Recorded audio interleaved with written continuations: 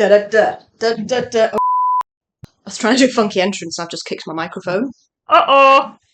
The shadows! Hello, I am back. If you've never met me before, I guess I'm not back, I just am. So for a little bit of context, at the start of January, I released a video about my first 30 days on ADHD medication, thinking that maybe a few hundred people would see it, and at this point we're on like 100,000 views, which completely blew my expectations out of the water, and I'm so appreciative of the people that watched that and, you know, saw something of themselves within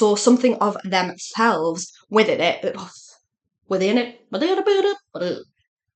saw something of themselves in it, and, you know, subscribed and want to see more of me. So thank you so much for that. It has kind of made me noodle on a couple of things that I'm going to address in this video. So obviously the title of this video is Should I Get an ADHD Assessment? I'm going to share probably my most key important message on that question, and then I will share a bit about my diagnosis, why I decided to get an assessment. Now this first bit, I feel like every fibre of my being very strongly about this, and I am bursting it out to you in this format, and it is this. The question of many things that you should do with your life, but specifically this question of whether you should get an ADHD assessment. The answer to that question has nothing to do with, or cannot be answered by, anybody that isn't you. This is something that I feel so strongly about. It's why I train to be a coach. We are not afforded enough space and time in our lives to make decisions that are right for us. And that if you take anything away from the video today, please make it this, right? Your neighbour, your family, content creators on YouTube, certainly not people's in the comments section, media, journalists that write articles, nobody in this world can tell you whether it's a good idea or not for you to seek an ADHD diagnosis or seek an assessment. Nobody in this world is the same as you. Nobody knows your unique background, experiences, medical history, family history, where you live. Nobody has the exact same set of circumstances as you do. And this is really important for me to get across, because something that I felt kind of uncomfortable about as I started getting a lot more views and comments on that video is it's not my right or my responsibility to decide what is right for you. And I wouldn't want to mislead anybody in a certain way to kind of watch a video and go, oh, well, it worked for her, so it's got to work for me. And I felt kind of nervous about that. But then at the same time, I do think if you're going to watch my videos and you think I've got something worth listening to, I do feel like I have a responsibility to, you know, share my story in a way that I feel comfortable and that helps you, but is ultimately an accurate picture of how things are. And in lots of these realms, especially when it comes to things like ADHD, people tend to see them as like very black and white. Like there's an obvious answer either way. Like meds good, meds bad. ADHD good, ADHD bad. I'm like a caveman, like this is just so simple. And in reality, the world is completely in shades of grey and different shades of all the different colours of the rainbow. And nothing is that straightforward. And that's part of the reason why I think in deciding for yourself if you want to go for an assessment or not, anybody that has an extreme view either way, in my opinion, is not really worth listening to.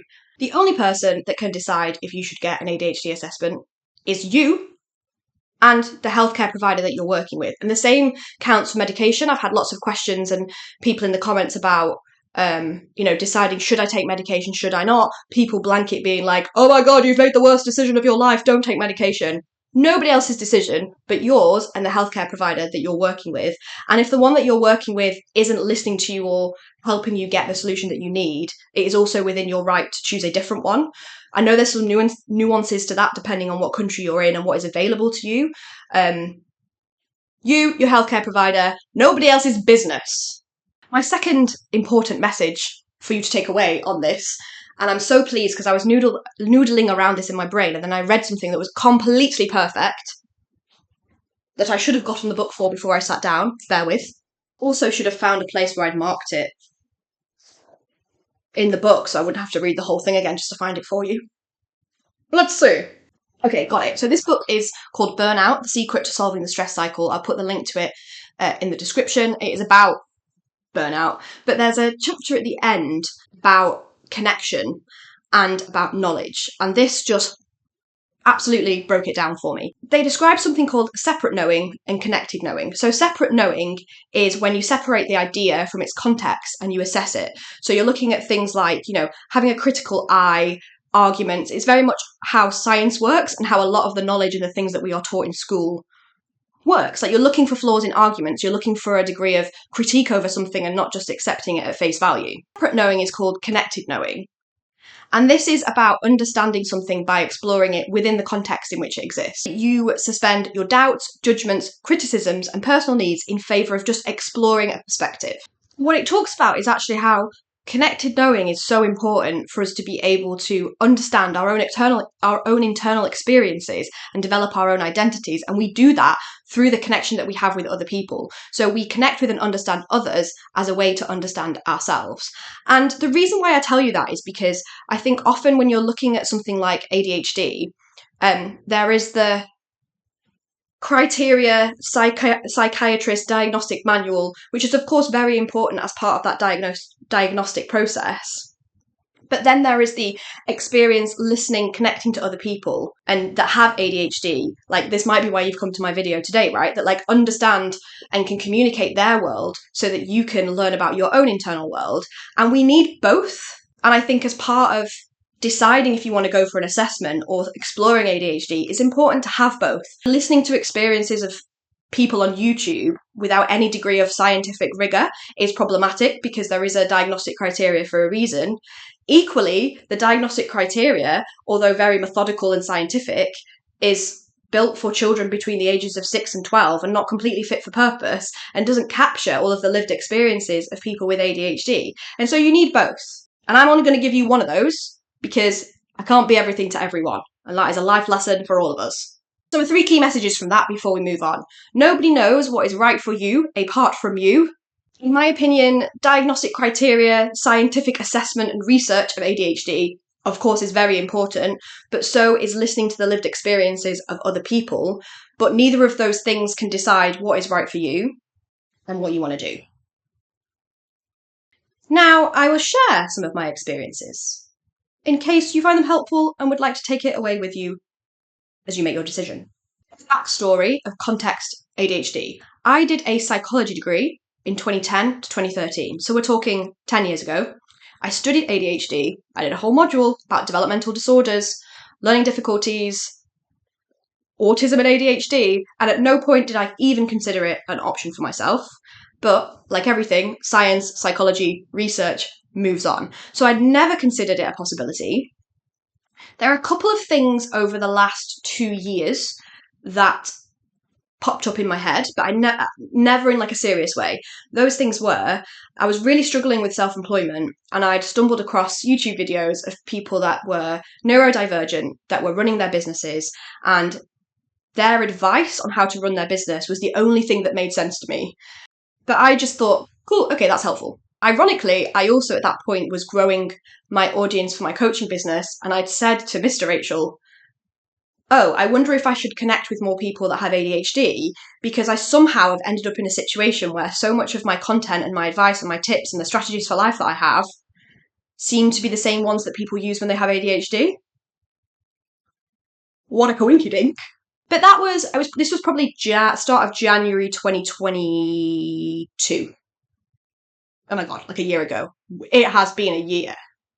Then about August 2022, I watched a video, I think it was by the Harley therapy psychiatrist, that said, should I get an ADHD assessment? And I sent it to somebody that I know in my life and said, hey, you might want to watch this video. I feel like this explains a lot of the stuff that we talk about in terms of your life problems. More coinkydinks. And this is somebody that is close to me, that I relate to a lot. And they went and got a private psychiatrist assessment and got diagnosed. And going through that process with them made me stop and go, oh, this explains a lot about my life. Now, the timeline that I'm talking to here is quite a short timeline. So this is, I'm going to say like August, start of August, and I got my diagnosis the middle of September. So this is over a 6-week period. I'm in an extremely fortunate position that I could afford to get a private assessment. That is important context because I'm very aware that lots of you might not be in the position to do that. And I'll put some resources in the description box below because there are some other creators that have got much better advice about how you can navigate those systems in the UK and in the US if you don't have the resources to pay for a private assessment. But that is the route that I decided to go down. So we're talking like a 6-week period, but it was a very intense 6-week period. And just to give you a little bit of a picture of the kind of roller coaster that I went on, I was so terrified to say to my other half, Mr. Rachel, I think I might have ADHD, because I felt ridiculous asking the question. I felt like it was another one of those ways in which I was trying to live a perfect life, but actually life is just hard. And why am I looking for a reason that I am the way I am? Just be more accepting, #self-love. I just felt like so much shame to even ask the question. The main reason why I told myself I shouldn't seek a diagnosis is because ADHD has become so popular over the last few years. I didn't want to look like, well, I didn't want to be perceived as, but also feel in myself like I was jumping on some kind of trend or fad. And if you feel like that at the moment, don't let that be the reason that you don't do it. Honestly, it is a load of bullshit. Like, there's a lot of noise generally, but particularly in the UK media at the moment, about ADHD being a trend and a fad and an excuse, and a lot of celebrities are getting diagnosed. And I'm not going to comment on it here because when you're trying to process your own diagnosis and what that means, it's actually really hard to take on the weight of all of that and make sense of that. And so I'm not really ready to like comment on that yet, except to say my experience of it. You don't question whether you have ADHD lightly. It's not a fun trend that you want to jump on top of. And if you feel like you're seeing things that speak to you in a way that you've never felt before, wanting to get an answer to that question does not mean you're jumping on a trend or a fad, does not make you weak in any way. It's, in my opinion, a pretty sensible thing to do. One important thing to know about me is I'm like a dog with a bone. If there is something that I want the answer to, and I can't have the answer to it, I ruminate on it constantly. Now, arguably, I think this could be a feature of ADHD. It is both a blessing and a curse. It means that I am extremely curious and I get shit done. But when it is about yourself, and potentially a big thing about yourself, I ruminate and I think and I think and I go over it and I go over it and I can't get myself out of it. Like my whole existence just became about, do I have it? Do I not? Let's look at some things on the internet. Let's get the diagnostic criteria. Let's mark against all of the diagnostic criteria where I think I see myself, which isn't quite a lot. So how can that possibly be? But also let me look at some experiences of people, lived experiences of people, not the criteria, but people in YouTube and on the internet that have it. And why are they so relatable? Oh my God, I don't understand how this would possibly be the case. So the reason that I decided to seek an assessment fundamentally was somebody that I massively related to got diagnosed. I learned that actually it's in my family, so there's a genetic element there. And fundamentally, I couldn't do anything else but think about whether I had it or not. And I'd completely mentally spiraled, so I just needed an answer. I'm going to save actually what came up as part of the diagnosis and what I've learned since then for another video because it's quite a meaty topic in itself. That's what led me to the decision of should I get an assessment. Anything else we want to say? God, I feel like that was intense. Oh, let's take a breather. Another side note, and again, something to take on balance, but for me it was really important to get a diagnosis because I wouldn't have accepted it in myself without what I felt was a degree of like scientific rigor around it being a thing, like without a psychiatrist giving me a stamp of approval of this is what it is. That also is to some degree personal choice, and my feelings have changed about that. So before I got diagnosed, I was like, people can't just walk around labeling themselves as ADHD. Like, there's a scientific process for a reason.